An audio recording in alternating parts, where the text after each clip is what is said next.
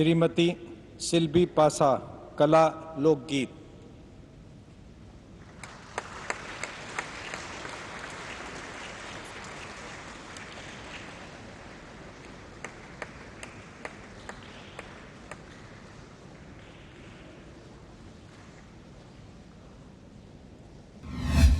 नमस्कार, स्वागत है आपका संसद टीवी में और मैं हूं आपके साथ अर्चना मिश्रा।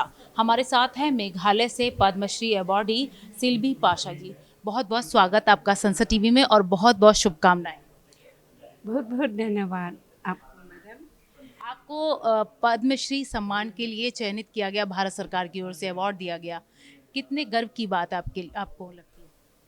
मैं बहुत खुश हूँ, लेकिन मैं जो काम करती हूँ आशा नहीं है कि मैं ये काम करूँगी पद्मश्री अवार्ड मिलेंगे, लेकिन मेरा मन इतना तन मन लगाकर जो काम करती हूँ तो इसलिए मैंने ये पद्मश्री अवार्ड खुशी से और इज्जत के साथ सम्मान। आपने आर्ट और कल्चर के फील्ड में बहुत ही अच्छा काम किया है, उसके लिए आपका चयन किया गया इस सम्मान के लिए, क्या कहेंगे? मैंने सबसे पहले, क्योंकि मैं पहले भी टीचर हूँ, हिंदी टीचर हूँ, क्योंकि मैं समझती हूँ कि हमें सब भारतीय है, भारत के रहने वाली है। तो जैसे भी हो हिंदी भाषा हमारी सामान्य भाषा है, इसलिए मैं तन मन लगाकर स्कूल में और बाहर में भी जो फोक डांस, फोक ड्रामा, फोक सॉन्ग सिखाती हूँ, ज़्यादा हिंदी के साथ लिखती है और पढ़ाती है, क्योंकि मैं समझती हूँ कि हिंदी भाषा है हमारी सामान्य भाषा, तो सामान्य भाषा को सीखना ही चाहिए। आपको फोन आया होगा कि आपको सम्मानित किया जा रहा है पद्मश्री अवार्ड से। वो कौन सा अनुभव था, साझा कीजिए, जब आपको ये पता चला कि आपको सम्मानित किया जा रहा है? मैं उस समय बहुत खुश हूँ, क्योंकि मुझे इतना ख्याल नहीं है कि मैं ये पद्मश्री अवार्ड मिलेंगे। इसलिए मैं बहुत बहुत धन्यवाद जो हमारे लिए इतना ख्याल करते हैं, इतना देखते हैं हमारे काम के लिए, तो बहुत बहुत धन्यवाद उनके लिए। आप लोगों को क्या संदेश देना चाहेंगी, देशवासियों को? जो आपने इतने बरस तक अपने फील्ड में इतना अच्छा काम किया, उसके बाद आपको आज सम्मानित किया गया, क्या कहेंगे? मैं सभी को इसी प्रकार सिखाएंगे कि अगर हम मेहनत करेंगे, अगर हम अपनी ट्रेडिशनल म्यूज़िक, ट्रेडिशनल इंस्ट्रूमेंट को टू प्रिजर्व, तो इतना खुश करते हैं कि सभी के लोग भी पता चलेगा कि हाँ, मेघालय के लोग भी ऐसा ट्रेडिशनल इंस्ट्रूमेंट है, ऐसा सॉन्ग है, ऐसा डांस है। तो इसलिए मैं तन मन लगाकर काम करती और उसको प्रचार करने के लिए चाहती है। और मैं सभी को, हमारे जो स्टूडेंट है उसको भी धन्यवाद देती हूँ, क्योंकि उसके बिना, उसके मेहनत के बिना मैं कुछ भी नहीं कर सकती। आप अपने बारे में कुछ बताइए कि अपने आपकी कैसी चुनौतियां रही जीवन में काम के दौरान, क्योंकि एक महिला हैं आप, और महिलाओं को जब सम्मान दिया जाता है तो वो खुशी कहीं ना कहीं डबल हो जाती है। क्या कहेंगी, बतौर महिला होने के नाते नारी सशक्तिकरण का ये कितनी बड़ी मिसाल है, इतने बड़े सम्मान से सम्मानित किया जाना? मैं अपनी सहेलियों को भी, अपनी महिला को भी ऐसा ही रास्ता दिखाना चाहिए कि वे भी सभी तन मन लगाकर काम करेंगे, मिलकर करने से सब कुछ कर सकते हैं। इसलिए मैं उनके लिए भी ऐसा मौका या संदेश बताएंगे कि हमें ज़रूरत है इस नया ज़माना में भी, क्योंकि अगर मिलकर के बिना हम कुछ भी नहीं कर सकते। तो इसलिए मैं सभी सहेलियों, महिला को भी ऐसा संदेश देती हूँ कि वे भी कुछ मदद करने के लिए या स्टूडेंट या जो मैं तो हर वक्त गांव के बारे में भी सोचती हूँ, क्योंकि गांव में यहाँ के स्टूडेंट बहुत बहुत विद्वान है, लेकिन उसका मौका नहीं मिला। तो मैंने सभी ये महिला को भी उसी प्रकार कहती हूँ कि उनके लिए भी ध्यान करना चाहिए। तो अगर सब मिलकर काम करेंगे तो देश में ऊंचा कर सकते हैं। लोकल लैंग्वेज में कुछ गा के सुनाना चाहें तो प्लीज़। मैं अपने वतन को इतना प्यार करते हैं, तो मैं वतन के लिए कंपोज किया, लेकिन इस समय तो कैसा कहूँगी दो लाइन। हाँ?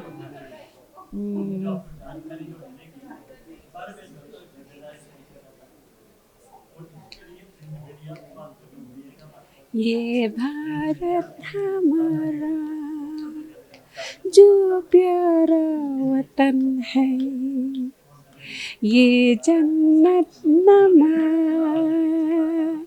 जो नया चमन है। हे वतन, हे वतन, मेरा वतन, ये धरती हमारी प्यारी चमन है, हमारी प्यारी चमन है। बस। बहुत बहुत धन्यवाद आपका संसद टीवी से जुड़ने के लिए, और बहुत बहुत शुभकामनाएं आपको।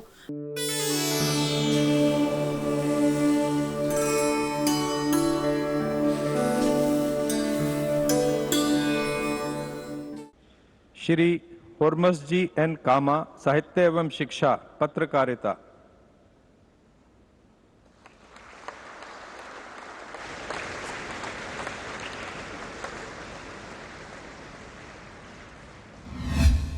हमारे साथ हैं पद्म भूषण से सम्मानित ओरमस जी कामा जी, जो कि मुंबई से आते हैं और जिन्हें शिक्षा और पत्रकारिता के क्षेत्र में ये सम्मान दिया गया है। बहुत बहुत स्वागत आपका संसद टीवी में, और बहुत बहुत शुभकामनाएं।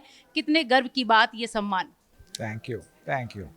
कब आपको पता चला कि आपको पद्म भूषण के लिए सम्मानित किया गया है? वो कौन सा अनुभव, वो क्षण हमें बताइए जब आपको कॉल आया और आपको पता चला कि आप जो भी अपने क्षेत्र में अच्छा काम कर रहे हैं उसके लिए आपको पद्म भूषण के लिए चुना गया है। तो 25 जनवरी को शाम को फ़ोन आया था, और पहले तो अजीब से लगा कि ये फ़ोन कहाँ से आया। तो पूछा गया कि आपका कंसेंट लेना है। तो हमारे मन में तो यही था कि कोई मजाक कर रहा है, हमें क्यों पद्म भूषण दे गवर्नमेंट। हमने बोला आपको देना है तो हम कंसेंट दे देते आपको, और हमने फ़ोन बंद कर लिया। फैमिली पूछ रही थी कि कहाँ से फ़ोन आया था। हमने बोला पता नहीं कहाँ से फ़ोन आया था, किसी ने फ़ोन किया, बोला आपको पद्म भूषण के लिए कंसेंट देना है, तो हमने दे दिया कंसेंट। तो खुश तो लगी, खुशहाली तो लगी हमें कि ये गवर्नमेंट ने रिकग्नाइज़ किया। हमारे 40-45 साल से काम हो रहा है गुजराती जर्नलिज्म में, गुजराती लैंग्वेज को बढ़ाने के लिए। तो अच्छा लग रहा है, अच्छा लग रहा है। आपका जो समाचार पत्र है वो बहुत पुराना है, तो उससे आप जुड़े इतने वर्षों से, और मुंबई समाचार क्या विशेषता है और क्या उसके बारे में आप अपने कुछ प्रयास बताइए। मुंबई समाचार मुंबई का, भारत का, एशिया का सबसे पुराना अखबार है। 202 साल पुराना है, और हमारे फैमिली में 100 साल से है। अब 202 साल एक गुजराती अखबार को चलाने वाले कौन होते हैं? रीडर होते हैं। अखबार कैसे चलता है? जब रीडर को अखबार देखना है तभी तो आपका अखबार लेंगे हो ना।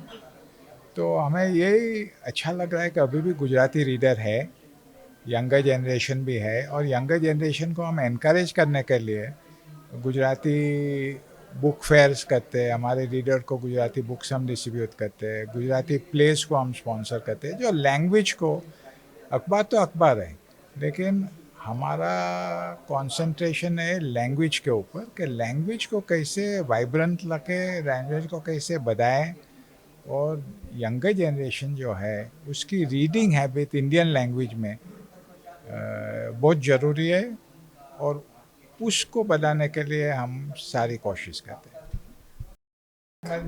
बेसिकली लैंग्वेज को मरना नहीं है। आपने शिक्षा और पत्रकारिता के क्षेत्र में बहुत काम किया है। आपको क्या लगता है कि भारत में शिक्षा और पत्रकारिता के क्षेत्र में क्या कुछ बदलाव अभी और आने की ज़रूरत है? क्या कुछ किया जाना चाहिए?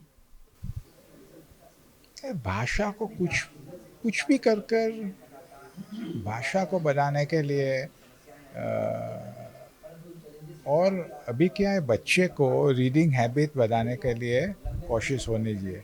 अभी जैसे लाइब्रेरीज है, आज के बच्चे सब गूगल न्यूज़ पे जाते हैं या गूगल पे जाते हैं, लाइब्रेरी में जाते नहीं है, तो वो इनकरेज करना बहुत ज़रूरी है। और लाइब्रेरी में लोकल लैंग्वेज, इंडियन लैंग्वेज की बुक्स, नॉवेल्स, कथा वो रखने की बहुत ज़रूरी है।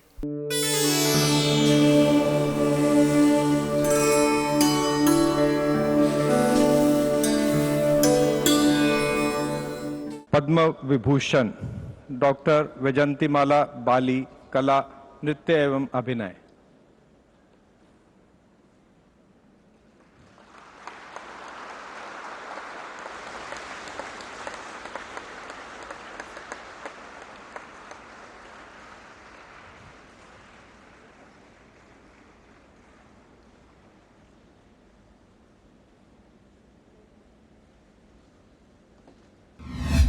हमारे साथ हैं हिंदी सिनेमा जगत की मशहूर अभिनेत्री, भरतनाट्यम नृत्यांगना और शास्त्रीय गायिका वैजंती माला बाली जी। वैजंती माला जी, आपका बहुत बहुत स्वागत संसद टीवी में और बहुत बहुत शुभकामनाएं। नमस्कार। आपको भारत सरकार के सर्वोच्च दूसरे नंबर के पुरस्कार से सम्मानित किया जा रहा है। कितने गर्व की बात आपके लिए? मैं भगवान को यही मेरा प्रणाम करती हूँ, ये सब उनकी कृपा है। ये कोई पहला पुरस्कार नहीं है, इससे पहले भी आपको पद्मश्री पुरस्कार मिल चुका है। आप लाखों लोगों की प्रेरणा है, तो आपको लगता है ये जो इतना लंबा सफ़र है, इसके पीछे तमाम चुनौतियां भी हैं जिनका सामना किया? कोई अनुभव साझा करना चाहें? नहीं, मेरा जो भी कंट्रीब्यूशन मैंने नृत्य शास्त्रीय भरतनाट्यम के लिए मैंने किया है, मेरा जो छोटा बहुत कंट्रीब्यूशन मैं कह सकती हूँ, और फिल्मों में जो भी सक्सेसफुल फिल्म करियर मैं कह सकती हूँ, और हमारे देश के प्रधानमंत्री श्री नरेंद्र मोदी जी और भारत सरकार, उन्होंने मेरे जो भी मैंने किया है, जो थोड़ा बहुत, ज़्यादा मैं कह नहीं सकती, ये भगवान की कृपा है।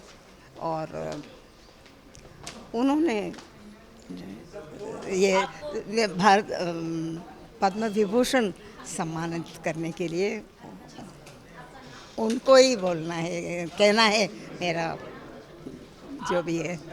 बहुत अच्छी अच्छी फिल्में आई, आम्रपाली, आशा। कोई ऐसी फिल्म जो आपके दिल को छू गई हो, जो आपके जीवन से जुड़ी हो, या कोई ऐसा अनुभव, कोई ऐसी फिल्म जो आपको बहुत ज़्यादा आपके दिल से करीब लगती है? मैं एक से ज़्यादा कह सकती हूँ। जानना चाहेंगे। हाँ, एक तो वो नृत्य जो आम्रपाली में जो वो कोरियोग्राफी और वो सेटअप करके और कॉस्ट्यूम और वो सब्जेक्ट जो स्टोरी बुद्धिस्ट बैकग्राउंड ना, तो वो बहुत अच्छा। और मधुमती बिल्कुल अलग ट्राइबल गर्ल, लड़की। आप मानती हैं कि समाज में भी इस हिंदी सिनेमा जगत के माध्यम से बहुत ऐसी फिल्में हैं जो माइलस्टोन साबित हुई अलग अलग विषयों को लेकर के, तो एक बहुत बड़े बदलाव का कारण बनी है हिंदी सिनेमा जगत की कई फिल्में? Young girls, especially teenagers, and they get influenced, watching the films, and so it can be a good influence, it can be otherwise also.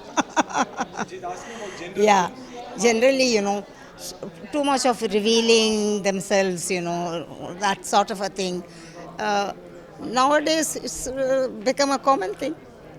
आपके हिसाब से कामयाब होने के लिए कौन सा मूल मंत्र है, किन चीज़ों पे ध्यान देना चाहिए? Success in life is mehnat, bas, struggle, everything, and nothing comes on a platter to you. It's not doesn't come. You have to struggle. You have to earn it with your sweat and blood. और struggle है, बहुत काम करना पड़ता है, मेहनत करना पड़ता है. हाँ, वो बहुत ज़रूरी है.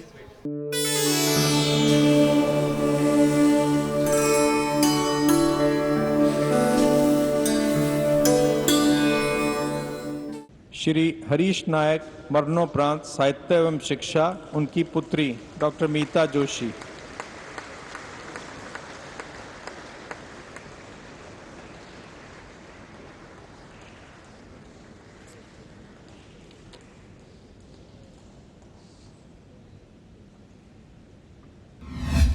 आज हमारे साथ हैं मीता जोशी, जो कि पद्मश्री से सम्मानित मरणोपरांत हरीश नायक जी की बेटी हैं। हमारे साथ मौजूद हैं, उनसे जानते हैं, उनको सम्मानित किया गया है इनके पिताजी को। क्या कहेंगी आप, कितने गर्व की बात, आपके पिताजी को ये सम्मान दिया गया? ये बहुत गौरव की बात है कि आज मेरे पिता ने अपनी ज़िंदगी भर जो काम किया उसका सम्मानित किया जा रहा है। उन्होंने 80 साल तक लिखा, मेनली चिल्ड्रन स्टोरी बुक, और not only he wrote the story but he was telling the story. उन्होंने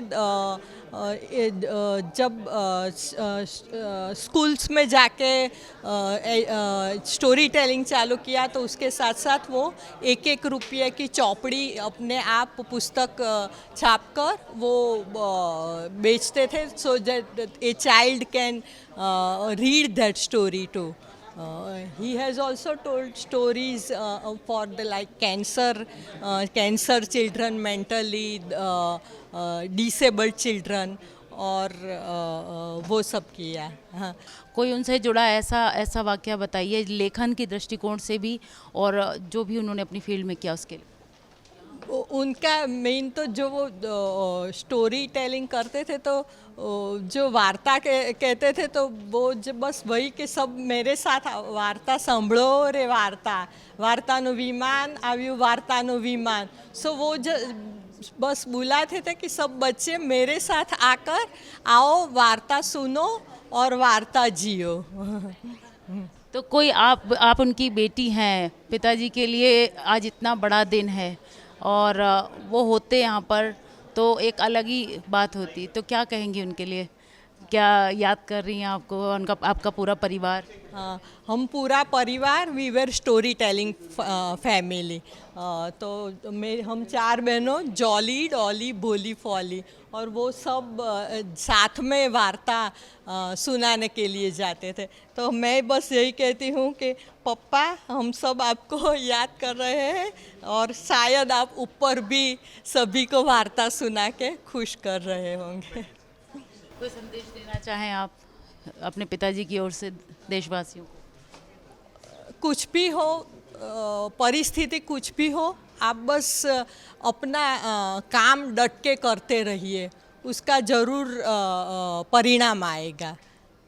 आज शायद आपको नहीं दिखता हो कि ये वर्क नहीं कर रहा, लेकिन वो करेगा ज़रूर. आप 4 बहनों में से सबसे ज़्यादा पिता के क्लोज कौन रहा? और क्योंकि बेटी और पिता का रिश्ता एक अनमोल होता है, कहते बेटियां अपने पिता के ज़्यादा करीब होती हैं, और आज उस अपने पिता का सम्मान लेने आप आई हैं, तो क्या कहेंगे? हम चारों सिस्टर को एक साथ, हम इसीलिए हम सब अवार्ड लेने के लिए चारों आए हैं कि कोई एक भी मिस नहीं कर सकता. तो सभी को, चारों के लिए, पिताजी के लिए बस खुशी है और प्रेम है.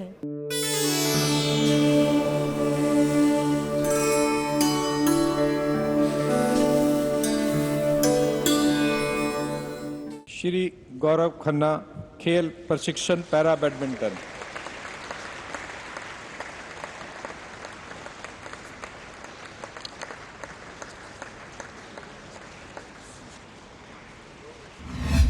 हमारे साथ हैं पद्मश्री से सम्मानित गौरव खन्ना जी, जो कि उत्तर प्रदेश से आते हैं और जिन्हें स्पोर्ट्स में एक्सेल करने के लिए ये सम्मान दिया गया है। बहुत बहुत स्वागत गौरव जी आपका संसद टीवी में और बहुत बहुत शुभकामनाएं। Thank you so much. पहला सवाल आपसे कि जब आपको ये सम्मान के लिए चयन किया गया, आपको फ़ोन गया होगा, तो वो अनुभव साझा कीजिए। देखिए, पहले तो पद्मश्री सम्मान के रूप में मैं भारत का पहला ऐसा प्रशिक्षक हूँ जो कि पैरा खेलों के साथ जुड़ा हुआ है और उसे पद्मश्री सम्मान दिया जा रहा है। तो सबसे बड़ी खुशी की बात ना केवल मेरे लिए है बल्कि पूरे प्रशिक्षक जितने भी हैं भारतवर्ष में जो कि खिलाड़ियों को ग्रास रूट लेवल से अंतर्राष्ट्रीय लेवल तक प्रशिक्षित करने और अंतर्राष्ट्रीय स्तर पर देश के लिए पदक लाने का कार्य कर रहे हैं, ना केवल मेरे लिए बल्कि मेरी पूरी फ्रेटर्निटी के लिए एक बहुत ही गर्व की बात है। और मैं बहुत शुक्रगुजार हूँ भारत सरकार का कि भारत सरकार ने अब पैरा खेलों के कोचेस को भी इस सम्मान के लिए चुना है। तो मुझे बहुत खुशी है इस बात की। तो इससे पहले भी आपको कई बार सम्मानित किया गया होगा, तो आपको था अंदाज़ा कि पद्मश्री के लिए आप कभी चुना जा सकता है या कभी सोचा था ऐसा? देखिए, सबसे पहले तो मुझे द्रोणाचार्य के रूप में पैरा बैडमिंटन का पहला द्रोणाचार्य मुझे बनाया गया जब 2020 में, तभी मुझे बहुत ही सम्मान का अनुभव हुआ। और अगर मैं आपको स्टोरी बताऊं तो मैं लगभग 3 दशक से यानी कि 30 सालों से दिव्यांगों को प्रशिक्षण दे रहा हूं पैरा बैडमिंटन का। और इससे पहले मैं भारतीय मूक बधिर टीम का कोच था, मैंने साइन लैंग्वेज सीखी और जब मैं एज अ पुलिस ऑफिसर तैनात हुआ था हाथरस जंक्शन में, तब दिव्यांगों के साथ प्रारंभ किया था मेरा ये उनके साथ रिश्ता प्रारंभ हुआ था। परंतु करते करते जब मैंने कई सारे ओलंपिक्स में, वर्ल्ड चैम्पियनशिप में, एशियन गेम्स में, अंतर्राष्ट्रीय प्रतियोगिताओं में भारत के लिए पदक जीतने शुरू किए, तब मुझे लगा ये दिव्यांग नहीं है, ये तो एक ऊर्जा का एक स्रोत है जो कि भारतवर्ष में कितनी तादाद में मौजूद है। तो ऐसे खिलाड़ियों को जिनको मैं सुपर ह्यूमन कहता हूँ, उनको प्रशिक्षण करना चाहिए। और मुझे जब द्रोणाचार्य के बीच में सम्मान मिला तो मैं अपने कार्य में दुगनी गति से शामिल हो गया करते करते। और सबसे बड़ी खुशी की बात है कि हमारे प्रधानमंत्री सर ने इतना ज़्यादा जुड़ाव किया है खेलों के लिए। जैसे कि हम टोक्यो ओलंपिक में जा रहे थे तो हमको अपनी शुभकामनाएं देकर बाकायदा बात करके भेजा। जब हम टोक्यो ओलंपिक में थे, हमने पदक जीता तो प्रधानमंत्री सर ने हमारे फ़ोन पर कॉल करके हमें बधाई दी। और जब हम भारतवर्ष में वापस लौटे, अपने देश में प्रवेश किया हमने, तो हमको अपने घर में बुलाकर हमारे साथ ब्रेकफास्ट, लंच, डिनर किया और हमको अपनी शुभकामनाएं और कॉन्ग्रेचुलेट किया, बधाई दी। तो ऐसे हम लोगों को इतना ऊर्जा और इतनी प्रेरणा का स्रोत मिलता है प्रधानमंत्री सर से कि हमको ऐसा लगता है कि हम खेल में जब पदक जीतेंगे तो आज की डेट में पदक ही नहीं जीतेंगे बल्कि हमें प्रधानमंत्री सर से मिलने का मौका भी मिलेगा, उनके आशीर्वाद को प्राप्त करने का भी मौका मिलेगा। तो मुझे बहुत प्रसन्नता है इस चीज़ की। अभी आपने ये जिक्र किया था कि आप पुलिस में थे और वहाँ से आप ये स्पोर्ट्स में प्रशिक्षक बन गए, वो कैसे जर्नी स्टार्ट हो गई? देखिए, मैं जब पहले एक राष्ट्रीय स्तर का बैडमिंटन खिलाड़ी था, परंतु जब 1998 के नेशनल्स में मेरी नी ट्विस्ट हो गई और मुझे ऑपरेशन के बाद डॉक्टर्स ने कहा कि अब आपको प्रोफेशनल कैरियर, स्पोर्ट्स कैरियर अब आपका संभव नहीं है, तब मैंने पढ़ाई करनी शुरू करी और मैं हाथरस जंक्शन में बतौर इंस्पेक्टर तैनात हो गया आरपीएफ में। तत्पश्चात वहाँ पर क्योंकि हमको बताया गया कि छोटे छोटे बच्चे हैं, मूक बधिर हैं या विकलांग हैं, और मुझे बताया गया कि क्योंकि उनके पास कोई रोज़गार नहीं है, खाने को नहीं है, तो वो पिक पॉकेटिंग या छोटे छोटे अपराधों में शामिल हो जाते हैं। तो जब मैंने उनके साथ रहा तो मुझे लगा ये बच्चों के पास तो कुछ कार्य करने को है ही नहीं। तो मैं बैडमिंटन के रैकेट्स ले आया उनके लिए, हम लोग शाम को खेलते थे और उनके साथ मैंने उनको छोटे छोटे रोज़गार उपलब्ध कराने का प्रयास किया। परंतु एक्चुअली वो एक रास्ता मिला मुझे। जब मैं लखनऊ में मेरी पोस्टिंग हुई तो मैंने इस कार्य को थोड़ा गंभीरता से लेना शुरू किया और विकलांगों को, जिसमें व्हीलचेयर एथलीट थे, जिसमें मूक बधिर एथलीट थे, जिसमें आंशिक रूप से विकलांग थे, जिसमें बाय बर्थ पोलियो डिफेक्टेड थे और बहुत तरीके के दिव्यांग थे, जिनको प्रशिक्षण देना प्रारंभ किया। परंतु जब मैं इसमें हमारे खिलाड़ी प्रदर्शन करने लग गए, अंतर्राष्ट्रीय स्तर पर देश के लिए पदक लाने लग गए, तो मुझे चीफ कोच बना दिया गया और वो जर्नी चलते चलते चलते मुझे यहाँ तक ले आई कि मैं आपके बीच में आज पद्मश्री के रूप में आपसे वार्ता कर रहा हूँ। मैं निश्चित तौर पर आप खिलाड़ियों को प्रशिक्षण कर रहे हैं और आपने जो भी कार्य, सराहनीय कार्य किए, उसके लिए आपको सम्मानित किया गया है। युवाओं को, खिलाड़ियों को क्या संदेश देंगे आप अपने इस सम्मान के बाद? क्या कहेंगे कि कैसे चुनौतियों का सामना करते हुए आगे बढ़ते जाना है? और क्या आपने सोचा है कि मतलब कहते हैं कि कर्म किए जा फल की इच्छा मत कर, तो क्या कुछ ऐसा ही है तभी सम्मान खुद ब खुद आता है सामने? देखिए, आप कभी दूरदर्शिता से किसी लक्ष्य के ऊपर कार्य करते रहेंगे तो मुश्किलें भी आएंगी, दुश्वारियाँ भी आएंगी, समस्याएं भी आएंगी, चैलेंजेस भी आएंगी। परंतु जब वो दुश्वारियाँ, चैलेंजेस और समस्याएं बढ़ जाएं और आप उनको पार करते हुए अपने कार्य से रुकेंगे नहीं और लंबे समय तक तल्लीन रहेंगे, विश्वास कीजिए मंजिल दूर नहीं रहेगी, आपको बहुत जल्दी सम्मानित किया जाएगा और आप सफलता की ओर अग्रसर होते रहेंगे। आप उत्तर प्रदेश से आते हैं, इतना बड़ा क्षेत्रफल की दृष्टि से भी, जनसंख्या की से भी, क्या कहेंगे उत्तर प्रदेश वासियों को और देशवासियों को? मैं बहुत धन्यवाद अर्पित करूंगा उन साथियों का, उन समाज के लोगों का जो मेरे निकट रहते हैं और मुझे मदद करते रहते हैं मेरे कार्यों में। इसके साथ देशवासियों को मैं ज़रूर कहूँगा, देखिए सब कुछ हम सरकार से उम्मीद नहीं कर सकते कि सरकार ही सब कुछ कर ले। मैं लगभग 100 देशों की यात्रा कर चुका हूँ भारत का कोच होने के नाते और दूसरे कार्यों के लिए, और हमें सिविक सेंस डेवलप करना होगा। हम केवल सड़क पे जाते हैं, हॉर्न बजा देते हैं हम लोग, ट्रैफिक के नियमों का पालन नहीं करते हम लोग, कुछ गरीब आता है तो उसको देख के नज़रअंदाज करके अपनी गाड़ी आगे बढ़ा लेते हैं हम लोग। भारत सरकार को अगर कोई भी अच्छा कार्य करती है उसको प्रेज़ नहीं करते हैं, और थोड़ी सी कमी हो जाती है तो उसको हम क्रिटिसाइज़ करने लग जाते हैं। मुझे लगता है कि हम सभी को मिलकर सारी समस्याओं के लिए कार्य करना चाहिए, और आप अपना जितना भी दे सकें। अगर आपके गाड़ी का आपका शीशा साफ़ करने वाला कोई ट्रैफिक पुलिस में रुक जाए उस बच्चे, तो उसकी मदद करिए, उसकी ज़िंदगी के बारे में जानिए, उसके उत्थान के लिए आप क्या कर सकते हैं आप करिए। जिस भी रूप में आप देश के समाज को मदद कर सकते हैं ज़रूर उसके लिए करिए, क्योंकि इंसानियत एक सबसे बड़ा धर्म है। और मुझे लगता है कि अगर हम सब मिलकर अपने देश के लिए, प्रगति के लिए सोचेंगे, बहुत जल्दी हमारा देश विश्व के पटल पर सुर्खियों में सबसे शीर्ष स्तर पर नजर आएगा। बहुत बहुत धन्यवाद आपका गौरव जी संसद टीवी से जुड़ने के लिए। तो ये थे गौरव खन्ना उत्तर प्रदेश से, जिन्होंने हमें बताया कि जिम्मेदारियों का निर्वहन करना सबको सरकार से उम्मीद नहीं करनी चाहिए, और हमें अपने से कमज़ोर लोगों के उत्थान के लिए भी हमें सोचना चाहिए और पूरी निष्ठा के साथ अपने कर्तव्यों और जिम्मेदारी को निभाना चाहिए। तो इस खास प्रस्तुति में इतना ही, मुझे दीजिए इजाज़त, नमस्कार।